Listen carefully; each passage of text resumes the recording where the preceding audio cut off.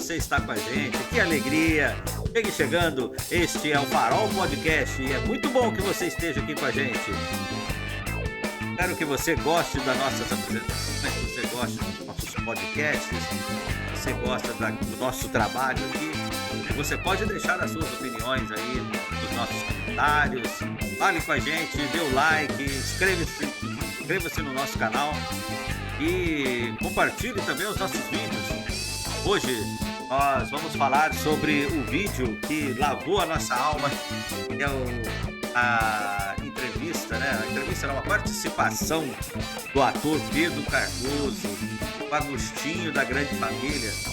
Ele participou de um programa na CNN chamado Arena CNN e falou tudo que nós gostaríamos de falar numa grande emissora. Falou tudo. E eu estou muito satisfeito com o que ele falou. Parece que foi eu que falei, né? E você, a hora que você vê, não sei se você já viu esse vídeo, você vai se sentir muito bem. Porque ele falou tudo aquilo que é a grande verdade que nós precisamos falar na cara dessas pessoas. A mídia grande, a mídia corporativa, ela tem o poder de dominar as mentes das pessoas. E elas não aceitam a sua opinião. Ela impõe a opinião dela na mente das pessoas e com certeza as mentes mais fracas vão acabar aceitando a situação. E aí fica essa única narrativa. Eu vou colocar o vídeo para a gente ver aqui, a gente vai fazer uma análise do vídeo. E com certeza foi muito bom. Você vai gostar muito do que ele falou lá. Vamos... Me causa espanto. Eu acho que o Brasil está profundamente adoecido moralmente. Porque nós estamos falando aqui há 10 minutos de uma pessoa chamada Sérgio Moro. E ele está sendo tratado aqui como se fosse uma pessoa que merecesse todo o nosso respeito, uma pessoa muito digna, muito correta. Enquanto que ele é uma pessoa que tramou junto a um acusador para colocar uma pessoa na cadeia. E apenas porque nossa democracia é juridicamente muito imperfeita, ele logrou virar senador da República. Então é feita uma ameaça à vida dele, que é um fato profundamente lamentável. Ninguém tem que ser ameaçado de coisa alguma. Mas me desculpem, milhões de brasileiros são ameaçados de morte todos os dias pela pobreza em que vivem, pela proximidade que são obrigados a viver com o crime organizado, e agora este homem moralmente desqualificado recebe toda essa atenção, porque ele agora foi vítima de uma ameaça também. Pera lá, eu acho isso uma doença brasileira. Eu estou muito mais preocupado com milhões e milhões e milhões de outras pessoas que estão permanentemente ameaçadas e que não serão noticiadas aqui, nem em outro lugar nenhum, porque não tem o prestígio Pedro, que o poder traz para as pessoas. Esse é o meu ponto de vista. Por isso que eu digo, há uma questão de linguagem.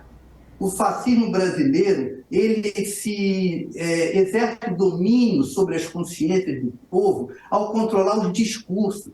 Então, quando eu fiz um comentário a respeito do nosso próprio programa, daquilo que nós estamos fazendo aqui, é um convite a vocês, que são profissionais disso, eu não sou, que reflitam sobre esta prática, onde simula-se algo que é muito semelhante a um diálogo, mas que, na verdade, é uma sucessão de monólogos. E eu me explico. O diálogo pressupõe um sincero interesse no pensamento do outro. Se nenhum de nós aqui temos um sincero interesse no pensamento do outro, nós vamos apenas ouvir, esperar a nossa vez de falar e então confirmarmos aquilo que sempre achamos, porque não estamos nos deixando modificar em momento algum pelo pensamento do outro. E não é só apenas, amigos, este programa. Eu vim a este programa porque queria viver a experiência de estar dentro destes programas que são pretensos debates, e que, na minha opinião, me desculpem, não são debates, são monólogos que empobrecem, mais uma vez, a mobilidade do pensamento. Olha para você ver que coisa boa. Só nessa primeira parte que a gente ouviu, da participação do ator Pedro Cardoso, ele já falou muita coisa, ele já desmoralizou, ele abalou as estruturas da TV aberta brasileira, da TV fascista brasileira. O Brasil tá uma vergonha. É Record, é SBT, né? É essa tal CNN, Jovem Pan lixo, né? E Rede Globo ainda tá mais um pouquinho controlada, mas também a gente sabe quem é a Rede Globo. Nós sabemos quem é a Rede Globo, né? Nós já sabemos do que aconteceu em outros carnavais, né? Mas veja que palavras interessantes de Pedro Cardoso, né? Chamando Sérgio Moro de um cara moralmente desqualificado. Cara moralmente desqualificado, como se dissesse, vocês estão forçando a barra para colocar esse sujeito desqualificado moralmente para concorrer no mesmo nível do Lula? No mesmo nível do Lula? Um cara que forjou com seus acusadores para colocar alguém na cadeia. É esse tipo de gente? Onde está a moral de vocês? Era como se ele botasse o dedo no nariz desses caras, entendeu? E dissesse para eles, vocês não têm decência, usando as palavras do próprio Marreco de Maringá? Vocês não têm decência? Esse pessoal que não tem decência, eles não têm vergonha nenhuma de fazer esse tipo de coisa. Eles não têm vergonha nenhuma. Pedro Cardoso, olha, você lavou a alma do povo trabalhador, do povo bom brasileiro. Porque você falou tudo aquilo que eles precisavam ouvir. Esse Felipe Moura Brasil, essa Raquel Landinho, tinha a maior graça da cara deles, sabe, cara? A cara deles parecia atônica, nocauteado, parecia que tinha estapeado a cara desses caras. Eles não tinham. E aí o Joel puxa-saco queria interrompê-lo, mas não conseguiu, né? Porque ele estava com raciocínio muito forte, não tinha como cortar, ficaria feio para eles se tivesse cortado, ficaria pior, né? Se tivesse cortado a fala do Pedro Cardoso. Então, foi maravilhoso. Essa é a primeira participação dele neste programa. Teremos outras. Bora pro vídeo. Não, eu tava rindo aqui porque é engraçado, o colega está com dificuldade que a voz faz um eco, né? E às vezes o eco da voz da gente realmente atrapalha o nosso próprio pensamento. Eu achei só simbolicamente engraçado isso. Mas eu queria dizer, se vocês me permitem, que acho que a dificuldade de diálogo é algo natural do ser humano, sabe? E eu trabalhei em televisão a minha vida inteira, então, assim, não sou jornalista, não tenho o hábito que os colegas têm de estar todos os dias dando notícias e tal, mas tem um hábito muito grande com a comunicação através do meio eletrônico, sabe? E o meio eletrônico, para quem está assistindo em casa, ele cria uma dificuldade ainda maior de ser permeável à ideia, que não é a ideia que você já tem. E nós estamos falando do Brasil como se o Brasil não tivesse vivido nos últimos 6 anos sob um regime muito agressivo à democracia, entende? Eu acho que não podemos mais falar do Brasil como se o Brasil não tivesse botado na presidência da República um torturador, um homem que defende a tortura, e que até hoje há milhões e milhões e milhões de brasileiros que defendem um homem que defende a tortura. E nós tratamos desse fato como se ele fosse um fato corriqueiro da nossa vida democrática. É bom lembrar que Sérgio Moro foi ministro da Justiça de um regime fascista. Então, quando falarmos de Sérgio Moro, não é uma questão meramente de opinião, eu gosto ou não gosto, não, é uma questão de fatos. Ele foi ministro da Justiça de um regime liderado por um torturador. Ou eu estou dizendo uma inverdade? Que Jair Bolsonaro ele era um torturador, literalmente, acho que não, Pedro. Ele era um apoiador da tortura, ele deu diversas declarações nesse sentido, mas acho que não consta que ele tenha torturado ninguém pessoalmente. Eu vou lembrar o momento em que ele torturou uma pessoa pessoalmente. Quando ele fez o voto dele a favor da abertura do processo do impeachment de Dilma, ele fez um elogio ao torturador dela, na presença dela. Pois bem, me desculpem, elogiar o torturador, no caso um torturador condenado, na presença da vítima torturada, é reincidir no ato de tortura. Ele fez isso publicamente. Esse é um ato de tortura. E outra coisa, defender a tortura é também um ato de tortura. Então ele é um torturador. E Sérgio Moro serviu ao torturador. E, no entanto, nós estamos discutindo aqui se Lula falou, se Sérgio Moro, isso e aquilo, como se Sérgio Moro fosse uma pessoa que merecesse o nosso respeito. Me desculpem, Sérgio Moro é uma pessoa desprezível, não é uma questão de opinião. Ele foi ministro da Justiça do governo de um torturador. É isso que me espanta, que esse debate, como eu digo, fique fingindo que que o Brasil não passou pelo que passou. O Brasil não é o mesmo que era antes. O Brasil tem que olhar na sua própria cara e ver que é um país fascista, um país que botou na liderança um homem torturador. Nós não podemos estar fingindo que isso não aconteceu, que é uma questão de opinião, que é uma questão de gosto. Ah, você gosta de Sérgio Moro, eu não gosto de Sérgio Moro. Não é, eu não gosto nem tanto assim de Lula.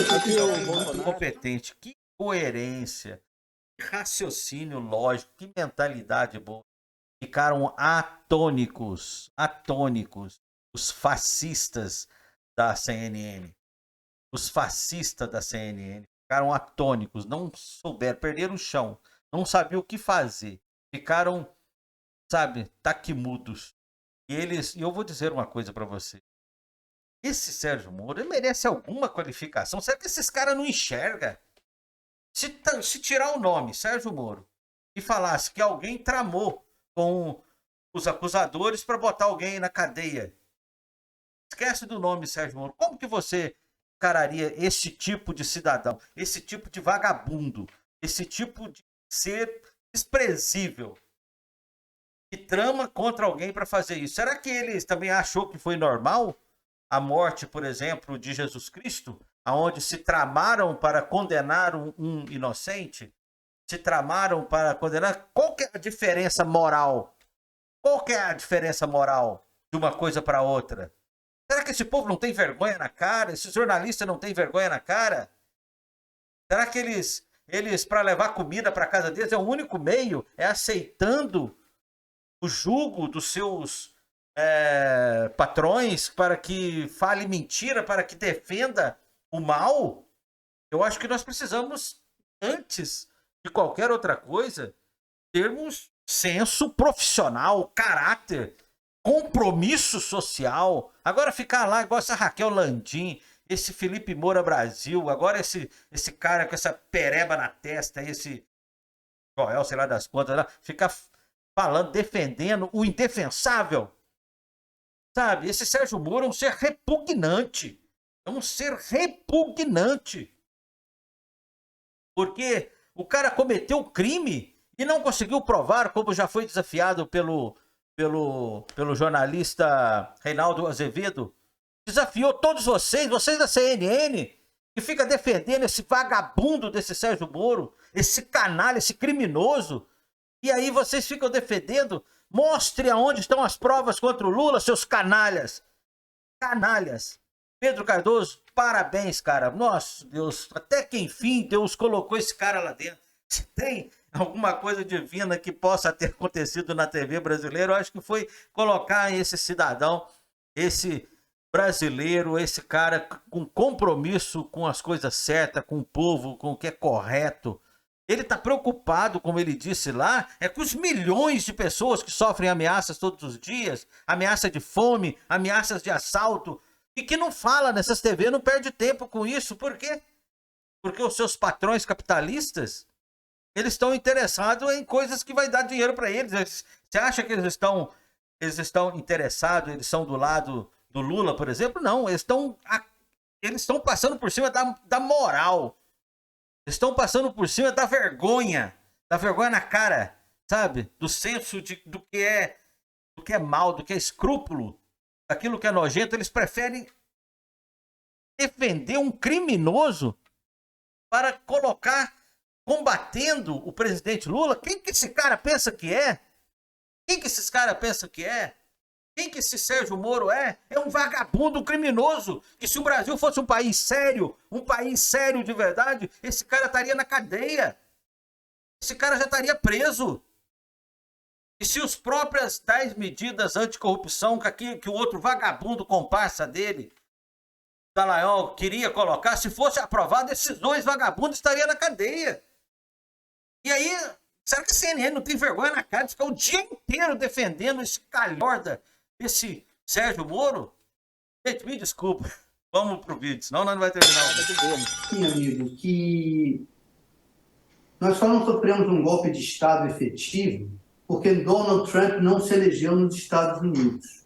Eu acho que se o Trump tivesse se reeleito, muito provavelmente ele apoiaria um golpe de Estado no Brasil, e o grupo desse Jair Bolsonaro e as pessoas em torno dele, eles não têm nenhuma timidez em dar um golpe de Estado aqui no Brasil.